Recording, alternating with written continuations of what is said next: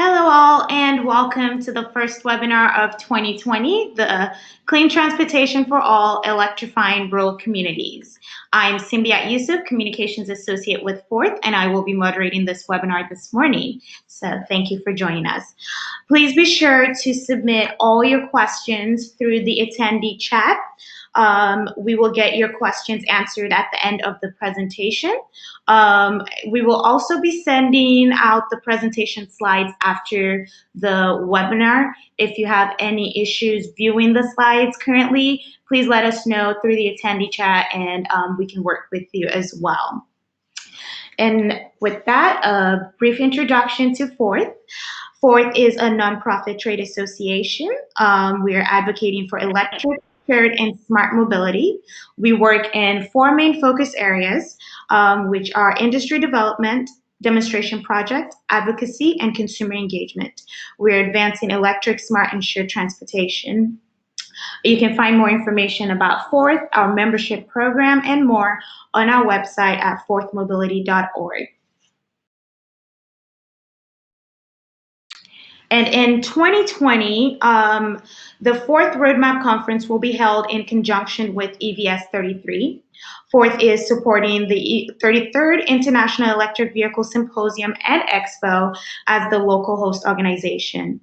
EVS 33 will be held in June 14th through the 17th of 2020. You can show your support for Fourth by using our registration code EVS33 Fourth for access to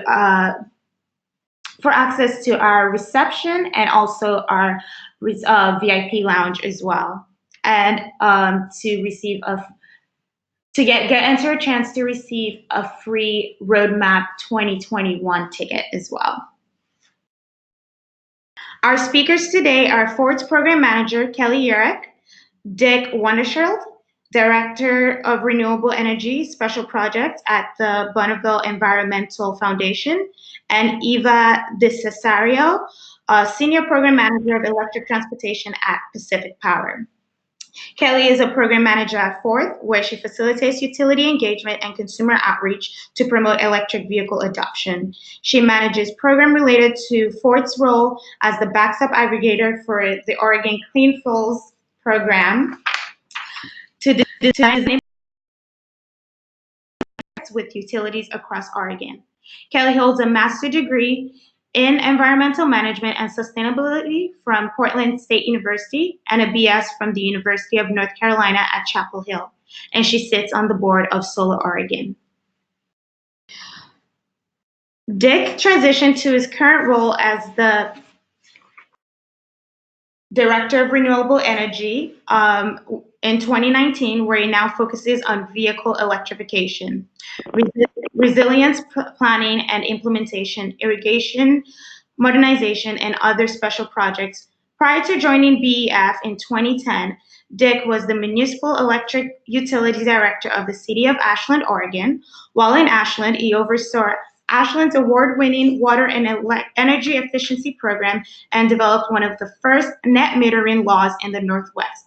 He also implemented 2 solar PVs projects with BEF in 2000 and 2007.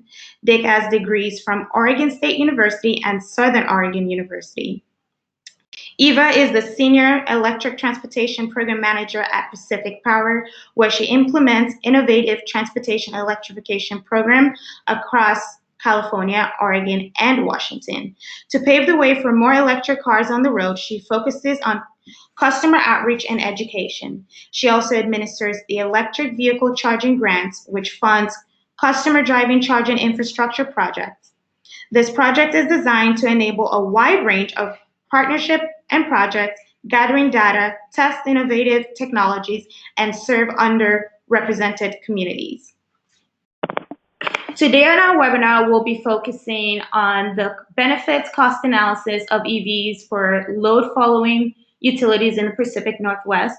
We'll give a brief update on the Cruise project, impact of EV programs in rural communities, the economic benefits of rural electrification, and current rural community projects and programs. As a reminder, Please ask all your questions via the attendee chat. And with that, I am going to pass it over to Eva. All right. Yeah, thank you so much, Samaya, and thank you all for joining today. The introduction was pretty great, so I won't spend any more time on that. But I will get right into Pacific Power and who we are. So we are a 3-state utility serving customers in parts of Washington, Oregon, and California. We've got just over 750,000 customers across those 3 states. And together with our sister utility, Rocky Mountain Power, in Utah, Idaho, and Wyoming, we make up Pacific Corp, which is a Berkshire Hathaway energy company. So our service area, as you can see, the dark green area is our service area, and it's patchwork, and it spans 3 states. So we are regulated by 3 multiple public utility commissions, and the areas that we serve, and you can kind of see we've got the Portland area, service area, called out there, is really diverse. The communities we serve go from very urban to suburban to very rural, and this has been a bit of a challenge as we've been designing and engaging our communities in electric transportation conversations to figure out what electric transportation means to them and what the benefits that exist can bring to them. So one thing that we're really, really committed to is making sure that everyone gets to share in the benefits of electric transportation. And a lot of our communities are still kind of really feeling the economic effects of getting left behind when broadband was rolling out. And so we really want to make sure a similar situation doesn't happen, and that we are really engaging rural communities in transportation electrification. And so one piece on that is many of those communities that we serve do have climate action plans that include electric vehicles, electric transportation as part of those plans. But we've really found starting a conversation around the economic benefits to electrification, so the lower cost of fuel, electricity as a fuel, and then the lower ownership and maintenance costs, to be a really engaging point for a lot of the communities that we serve, especially because we do know that rural households tend to spend more on their transportation costs than urban households, and often have lower levels of access to public transit. I think one thing that's important to recognize is there are transit agencies, and even if you live in a rural area, you might still use transit as your primary way to get from point A to B, or it might be a multiple ways that you get around. There might be micromobility. Some of our communities are very interested and engaged around electric bikes. So that's just one way we recognize that. And so today, even though we serve 3 states, and even though there's a ton of different ways people get from point A to point B, I'm pretty much going to focus on Oregon, especially because we are in the middle of writing our transportation electrification plan for that state. So we've got lots of relatively new and fresh data to share with you all. So I will mention, Symbia, there it is, never mind. So one thing that we've really found that's been essential to engaging rural communities in transportation electrification is looking for creative partnerships. And, we reach out and try and be as responsive as possible when communities or entities reach out to us, and trying to meet them where they're at. So you can see there, that's one of 2 electric buses that they have in Grants Pass, Oregon. There's also 2 electric buses rolling out in Walla Walla, Washington. So these are pretty rural areas. The transit agencies are, about 15 buses. It's not massive transit agencies, but they are motivated and through state and federal funding have found ways to procure the buses. And the other place, and I'll get more into this later, is just increasing the public transit and public charging options in these areas. So whether you live there or you live in another part of Oregon or are trying to get there, you can get there and back with an electric vehicle without having to worry where you're going to charge. So this, again, it's Oregon. And so it's broken out into counties and the electric vehicles as a percent of passenger vehicles within those counties. And so the darker areas are just our service area overlaid on top of those counties. You can see it doesn't line up perfectly. But it kind of descends there from red, yellow, green, blue, with red being over 1% or around 1% of total passenger vehicles registered as electric, and then descending from there. And as you can see, the areas that have the highest adoption rates, right around Portland, those three, Washington, Multnomah, and Clackamas counties, have about 65% of the total registered electric vehicles in the state. So that's about 2/3, right? So that leaves about 1/3 for the rest of the state. And they're somewhat split up, but you can see even in some of those more rural counties, the adoption rate is increasing year over year. And those communities are interested and they are engaging and are purchasing vehicles. So it's just, they're not the highest adoption, but they're still there. And so we, in designing our programs and engaging our communities, really wanted to get a better understanding of where they're at and why that is. You can see, again, Oregon, this is only about halfway through 2019. We're now above 5,000 electric vehicles in Oregon service area, but it's still increasing year over year. And so we were really interested to understand, okay, they're increasing year over year, but where are the gaps?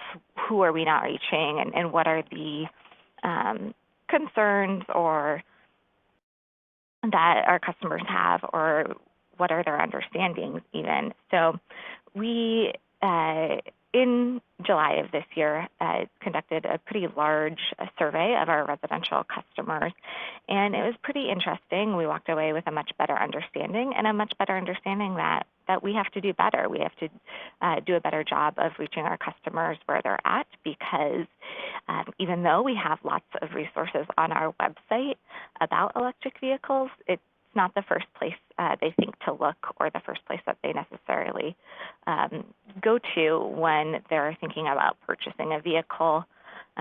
So we learned that the number one trusted source of information about electric vehicles was from EV owners themselves. So we shifted some of our ride and drive opportunities to get more owners out to those events, so they could be having those conversations with our support and with our partners forth as well at those ride and drive events. But what we really walked away from as well was folks just don't know a lot about the beyond the environmental benefits to driving electric, about the economic benefits. And once they learned that, they were a lot more interested in hearing more, understanding the incentives. So that is kind of where we are focusing in the next year of, we're still not where we want to be. So definitely still focusing on reaching those communities and creative partnerships. So Kelly will talk a little bit more about the cruise project that we are working with Forth, among others, on. But another way we are letting folks know that EVs are here and they're available to you and your community where we live is through expanding public charging options. So we are owning and operating up to 7, but I think we're doing 5 for now, of similar fast charging locations throughout the state. So again, multiple DC fast chargers. This is the first functional dual standard fast charger in Central Oregon. So we really looked at where others and partners around the state were already making investments. We saw the I-5 corridor that runs north to south across the state as an area where there were others investing. So we looked at where fast chargers were not going and worked with communities on those routes to find locations and to find, again, creative partnerships where we could place these charging fast chargers. So that building behind there is the Magis Chamber of Commerce. And we are owning and maintaining those fast charging stations, and we're also using it as an opportunity, though, to engage the local community, even if that direct community doesn't have a super high adoption rate today, just so they understand what these chargers are, who will be using it, and the benefit that they'll bring as well, beyond just better air quality, but so that they understand and feel ownership. That was one thing of just the lack of knowing what these were or what was going to be installed was a pretty big barrier to overcome in terms of finalizing site locations, where often the I would say community leaders who had approached us first about particular locations were really, really enthusiastic. When we got to making sure these plans, because we are often putting them on public sites, so they'd have to go through a public siting process, so public planning commissions or city commissions, the unknown about a lot of, what are the safety, who's, is there any kind of economic benefit to the community, et cetera. Just taking the time, and it's definitely taken a long time, but that time and relationship building and understanding up front, building that foundation has got these either built or in the construction process to date. And so the other way, too, that we're letting folks in rural communities and others know that electric vehicles are for them. They can use them where they live, where they travel to, and where they work, is through incentivizing customer-owned charging stations as well. So not a graphic design artist, but those green dots were where public charging locations were in Oregon before we started these programs.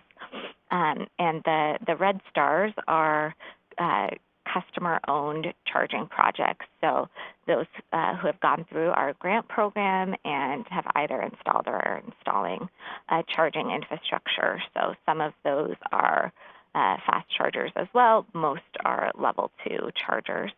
And then finally, those black stars are the locations where we are installing our multiple fast chargers.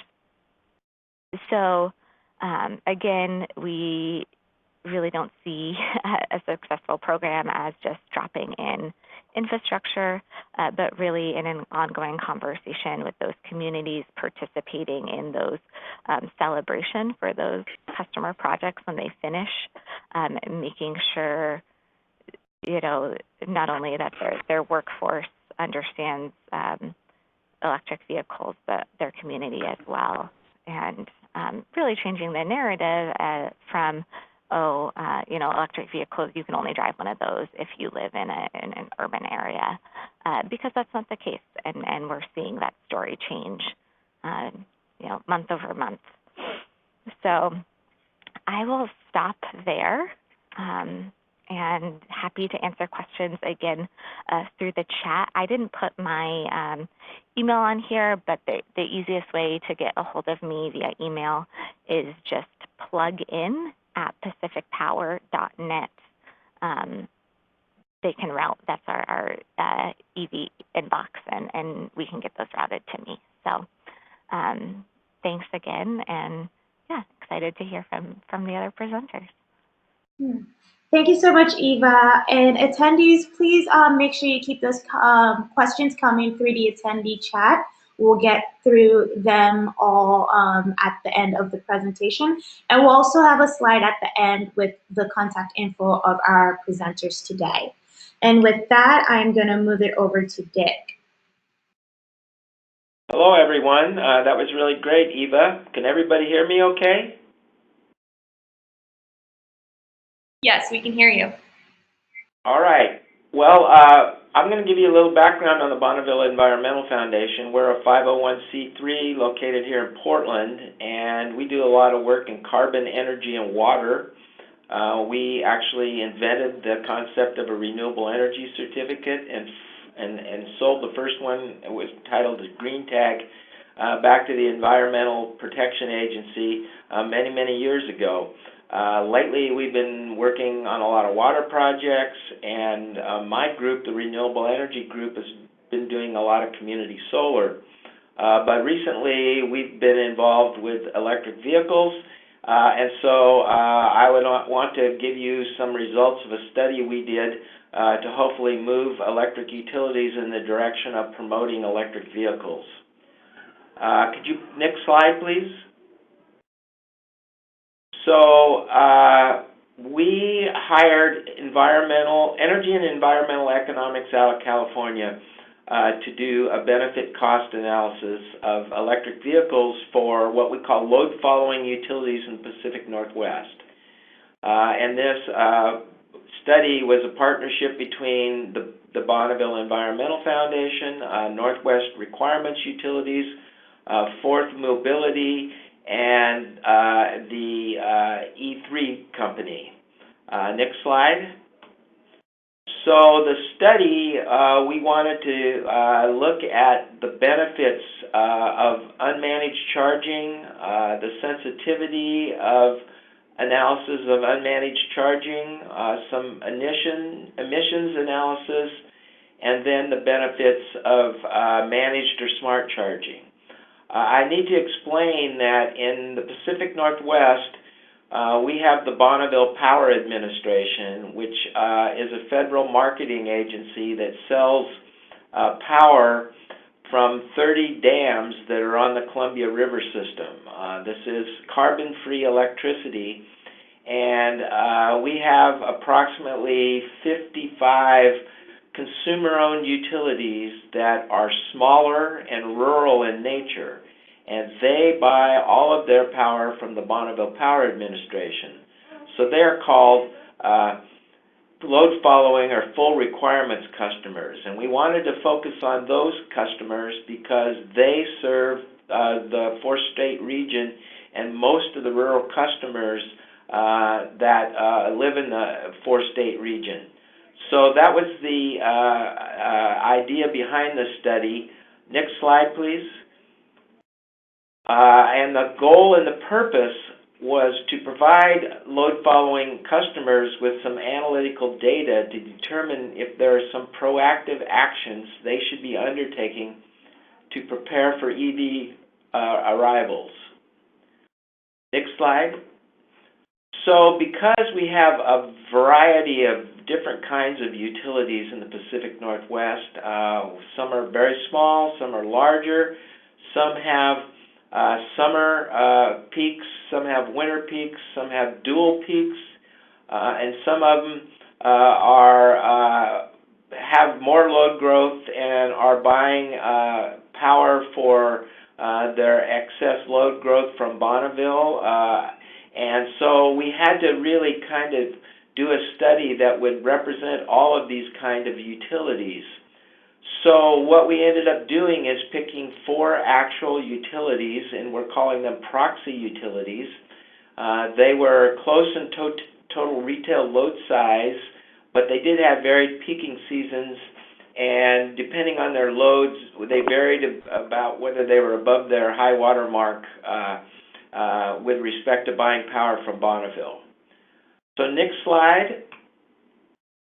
So E3 looked at those 4 proxy utilities and estimated that there would be about 2,800 electric vehicles that would be landing in the service territory of these 4 utilities by 2030. And when they looked at the ratepayer benefit, they were looking at the utility bills paid by the ratepayer and the cost of supplying that electricity. When they looked at it from the regional point of view, they looked at the costs were the supply of electricity, the incremental cost of an EV, the charging infrastructure cost, and then the benefits were the federal EV tax credit, the EV maintenance savings, and the gasoline savings. Next slide. Next slide. So on slide 9, the ratepayer perspective, what we found is that electric cars are expected to create between $300 and $800 in net ratepayer benefits, depending on which utility they landed in.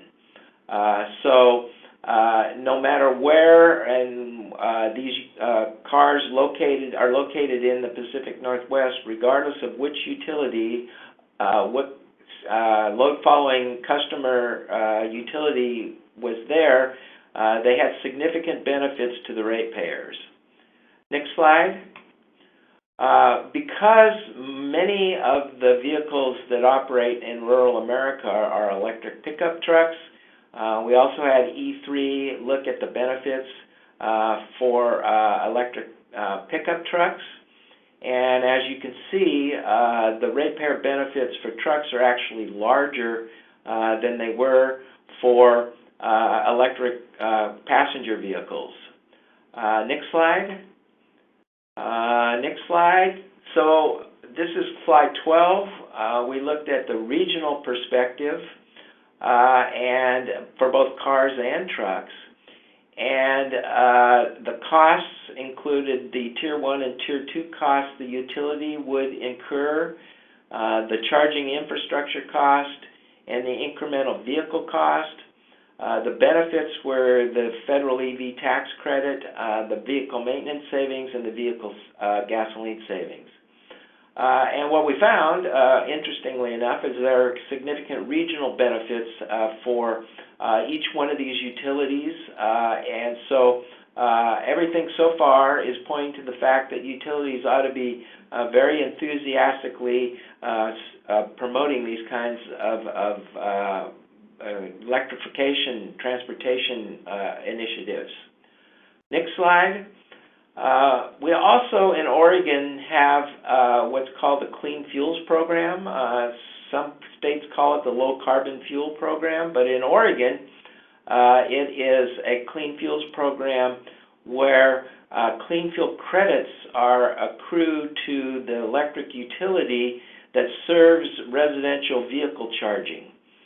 And so we had the E3 look at these benefits, and the interesting thing about them is there's a multiplier that determines the value or the number of credits based on the makeup of the fuel supply of the supplying utility. And because these customers all buy all of their power from Bonneville Power, there's very little carbon in the BPA system.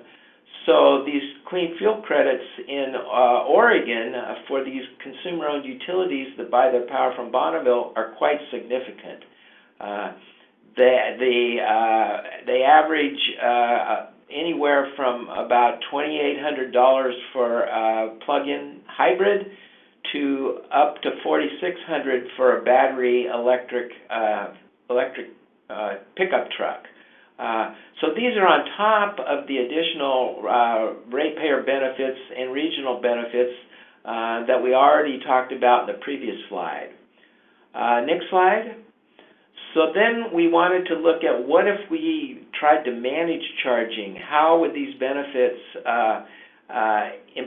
change? And so on slide 15, next slide, this is the ratepayer perspective of managed charging of electric cars. And as you can see, in every case, the managed charging case significantly increased the benefits.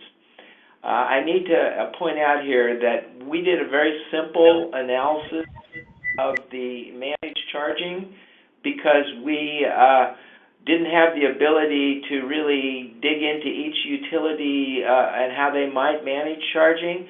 So we just assumed that EV charging would move from high load hours to low load hours. Bonneville Power charges more for energy between 7 a.m. and 8 p.m., so we merely moved charging from that period to the nighttime period. And as you can see, significant improvement in doing that. Next slide. When we looked at electric trucks, it was even a bigger benefit, and you can see that in the case of, let's say, a dual below water, high water mark utility, the unmanaged charging benefits for an electric truck was $530. When they moved the charging to off-peak hours, it grew to $1,100. So that really, we wanted to point out to utilities they ought to future-proof their infrastructure and really think about ways to encourage smarter managed charging. So some of the conclusions on slide 18,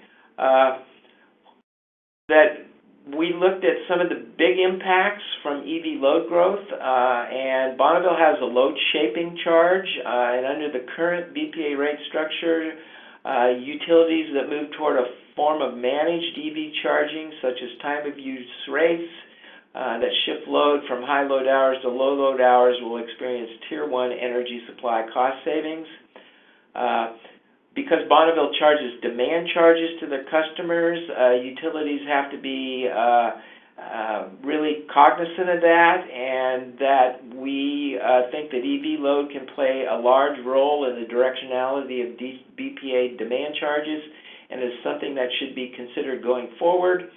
And that the other thing is that as these utilities start seeing added EV load growth, they're quickly going to be driven over their utility high water mark and buying Tier 2 power from Bonneville, which is a different pricing scenario than Tier 1 power. But we really wanted to provide some ammunition to these rural utilities that showed that they should be promoting these things and they should be thinking about managed charging because it's in their interest to do this. The other interesting thing is that instead of paying for gasoline dollars that leave the community when you're buying electricity from your local consumer-owned utility, those dollars stay in the community. You know, there have been studies done. EPRI has done studies, and ratepayers, citizens, customers want their utility to be experts and to promote EVs. We think this study will help them do that. Next slide. What we're going to be doing next is developing a summary report and a utility planning guide for EVs. We're working on the first draft of that right now, and it should be ready by the beginning of February. We are now pursuing EV pilots with consumer-owned utilities in the Northwest, and we are supporting utilities in Oregon that want to use their clean fuel money for EV projects. Last slide. This is my contact information. Feel free to give me a call or an email. I'm happy to get copies of the companion guide and the study as soon as they're available in February. So that concludes, and I'll turn it back over to Kelly. Thank you so much, Dick. We are getting a lot of questions. Please keep them coming. And finally, we'll hear from Ford's program manager, Kelly Yearick. Thanks, Cynthia, and thank you to Dick and Eva who preceded me in supplying a lot of really great remarks. I'm going to keep mine here fairly short because I want to be cognizant of time, and I know we do have a lot of questions coming in. Cynthia is diligently working her way through those, and we'll get to those at the end. So transitioning into fourth aspect of this presentation, I just want to again say, like Dick said, that we're working with Bonneville Environmental Foundation on creating a companion guide to accompany the E3 study that Dick just covered. As you probably noticed, it's rather technical, so we're trying to simplify some of the language, but also attach those benefits to actionable steps. So I'll just highlight a few of those things here. So a few potential impacts. Now I'm speaking to utility impacts, but also broader community impacts that many of these have already been covered by the two speakers before me, but investing in transportation electrification as a utility is a really great way to build and maintain strong relationships with your customers. As Dick said, and Eva also alluded to this, utility customers are going to be looking to their utility for information, and they really do want their utility to be involved in promoting and supporting the adoption of electric vehicles. There are likely to be changes to peak load, and when managed properly, that can be a good thing for a utility. EV load is fairly malleable, so staying ahead of that and being able to manage it through a managed charging program is one way that could lead to a positive outcome of EV adoption. Just quickly moving through the rest of this slide. As EV adoption grows, electricity sales, of course, are going to go with that as consumers transition from gasoline fuel to electric fuel. And studies have shown, specifically in California, that with increased electricity sales, that can actually produce a downward pressure on rates for every ratepayer. Furthermore, there is, of course, environmental benefits, cleaner air, reduced overall greenhouse gas emissions, not only from the fact that electric vehicles have no tailpipe emissions, but also because they are being powered by a fuel source that is much cleaner than gasoline that runs a traditional gasoline vehicle. And then finally, there is the potential to cause a reduced rural and urban energy burden. Next slide. All right, so then some actionable things, and I want to speak to some of the smaller utilities that might serve rural communities. We heard from Eva, who she comes from a very large utility, but we recognize that not all utilities are as far along in their EV journey. And so in the report that we'll be sharing and publishing along with BEF, we've got some real action items that utilities can and should be taking to develop an EV program. So starting by creating a team internally, and then working with that team as well as community stakeholders to design and implement a custom transportation electrification strategy that's specific to your utility. This is something that Fourth has supported other utilities such as Columbia River PUD in developing, and we're definitely happy to help other utilities through that process. Cultivating relationships with community stakeholders, engaging and supporting customers on EV-related opportunities as well as issues and challenges, engaging and learning from utility peers, as well as tracking EV adoption in your service territory. There are a number of ways to do this. And one way, for example, that's being done here by some Pacific Northwest utilities is to actually offer an incentive for customers to register their EV with the utility So that way the utility then has a relationship with that customer, but also knows where that electric vehicle is charging up in their service territory when they do so at home. And then finally, developing a managed charging program. And I'll just say a lot of this is going to be covered in much greater detail in the companion guide that we hope to have out to you all within the next few weeks as that's finalized with DEF. And then finally, I want to highlight Forth's latest demonstration project that is taking place in Hood River, Oregon. And this project is a huge success and victory for the Oregon Clean Fuels Program, which both of our speakers have spoken to, which basically allows for utilities to claim credits and therefore revenue from electric vehicle adoption in their service territory. And both Forth, as the backstop aggregator in the Clean Fuels Program, and Pacific Power have been able to aggregate their clean fuels revenue in support of this project, which is actually also supported by the U.S. Department of Energy. The project will take place in Hood River. It launched last fall, and we hope to have a full demonstration of that project on the ground before that EBS conference that Cynthia mentioned this coming June. It's going to be an electric vehicle car share where we'll be placing 5 Honda Clarity EVs around the community to be used by city employees in replacement of a city fleet vehicle, as well as affordable housing residents and tourists to the community of Hood River. It is a 3-year project, and we're hoping at the end of it we will find a financially sustainable model for EV car sharing in rural communities. This is something that hasn't really been tested before because typically large car sharing companies, they want to go and operate where there's a large density of potential customers, and rural communities typically don't have that to offer. So this project is looking to find that model by leveraging a number of different consumer bases that I mentioned before. And with that, and we're partnering with the City of Hood River, Pacific Power, as I mentioned, the Columbia Willamette Clean Cities Coalition, as well as Envoy Technologies, who's providing the car share platform for this project, and numerous other partners. Eva mentioned this earlier, but something that we find really important in doing projects, especially in rural communities, is engaging the community throughout that process and really making this project for them and something that they're proud of and want to get behind to support. So with that, I will wrap up my comments and transition back to Cindy.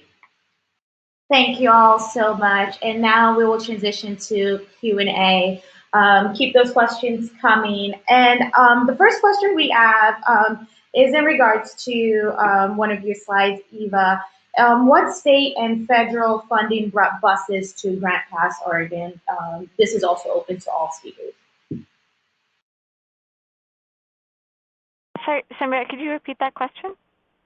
What state and federal funding brought buses to Grant Pass, Oregon? Yeah, so that one was through Southern Oregon, parts of Southern Oregon, including Grants Pass. It's not an air non-attainment area, but it's an air quality issue area. So they have particular funds that were available to them that are not available necessarily in other areas of the state that don't have that same air quality issue.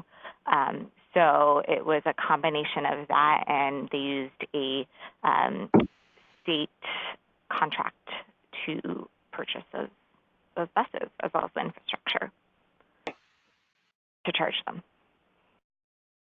Okay, thanks, Eva. Another question, we had a lot of questions right after your presentation. Can you give us more information on the EV charging station grants, information about... Sure. Yeah, so it was, it's a pilot program. It was one of our 3 pilot programs, and we have actually almost distributed all the available $1.45 million available in funding. And so as a pilot program, what we were really looking for, and this was developed in close coordination with our regulators and our stakeholders, was learning and understanding. So there was not a particular manufacturer that project applicants had to use. There was some minimum, they had to be able to share data requirements, et cetera.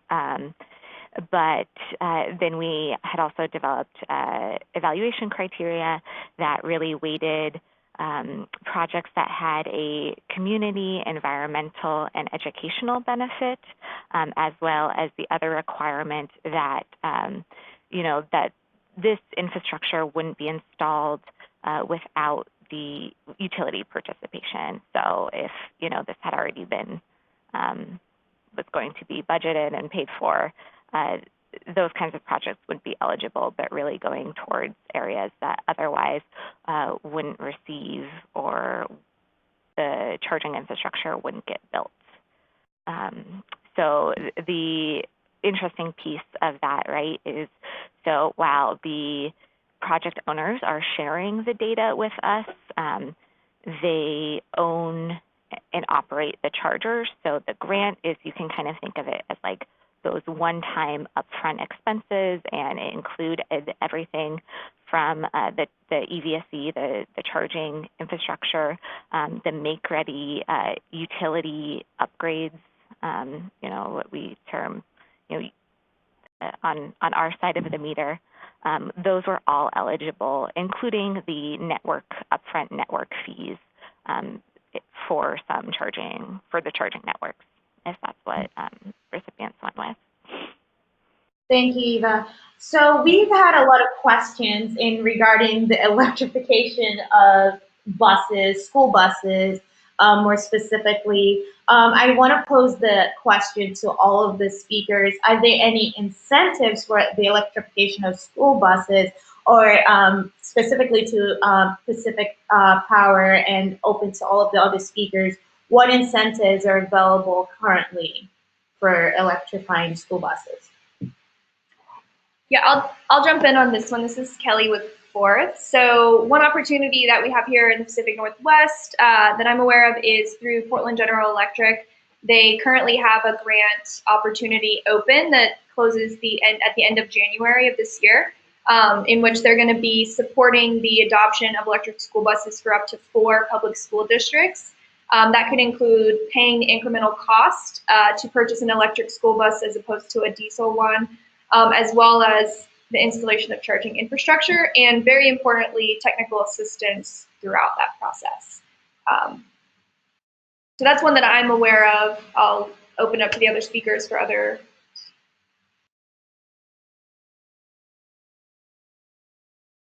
Okay. We'll move on to.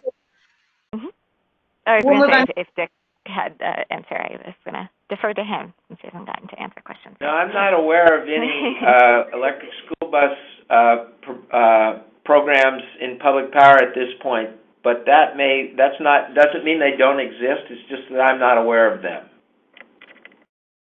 And this is Eva. So we also intend in this upcoming year, we have a smaller grant, so it could go very quickly if it was all school buses, but that would help fund either a portion of a bus or would help a school district find matching funds if they were applying for a different state or federal grant, or the Electrify America funding.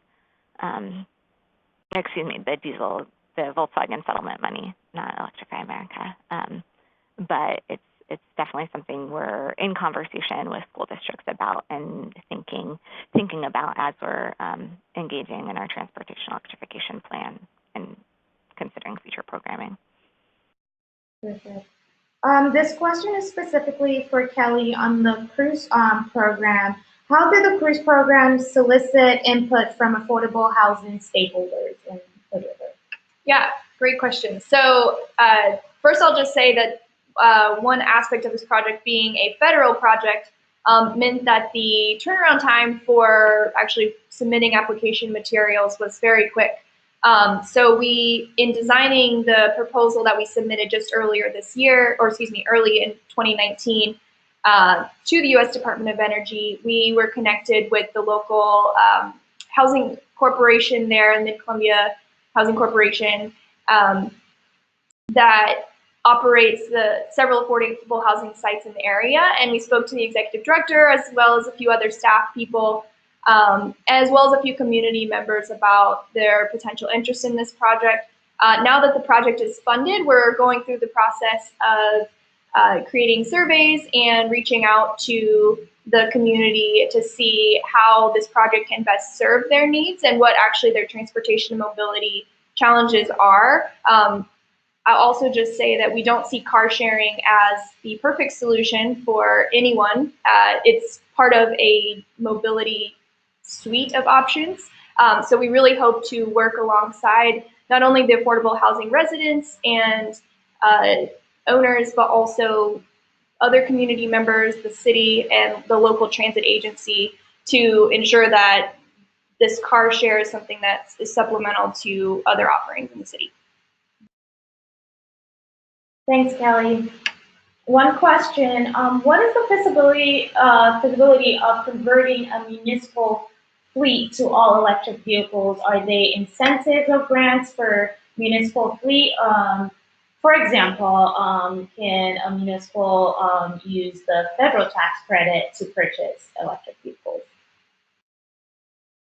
So that would depend on whether the organization pays taxes. If you're an entity that pays federal taxes, then yes, that would apply. In Oregon and other regions and other parts of the country, there are additional incentives that are complementary to the federal tax credit. So in Oregon, we have a rebate that is up to $2,500 off the purchase of plug-in hybrids or fully electric vehicles, and that can be acquired by businesses, municipalities, organizations, and the limit in Oregon is you can purchase up to 10 per year and qualify for that up to $2,500 off per up to 10.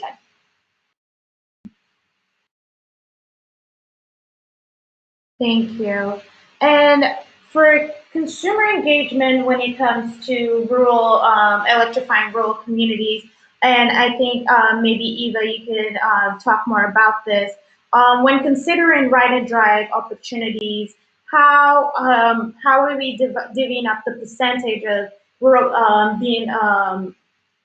what percentage of the ride and drives are happening at rural communities versus what's happening in urban areas? That's a good question. I don't know the percentage right off the top of my head. I would say to date, most of our ride and drives have happened in more rural communities with the it's been a combination of not all the time, but most of the time we are doing these ride and drives in conjunction with another community event, and then particularly looking for opportunities where we can safely host ride and drives, but where otherwise, because of even the local dealers don't have electric vehicles, or they would just otherwise never get to ride or test drive an electric vehicle or even necessarily see one quite as often.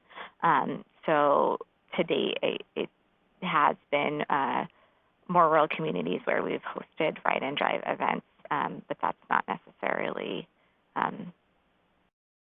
exclusive. It's just how that worked out in the past year. But there's lots more on the books, and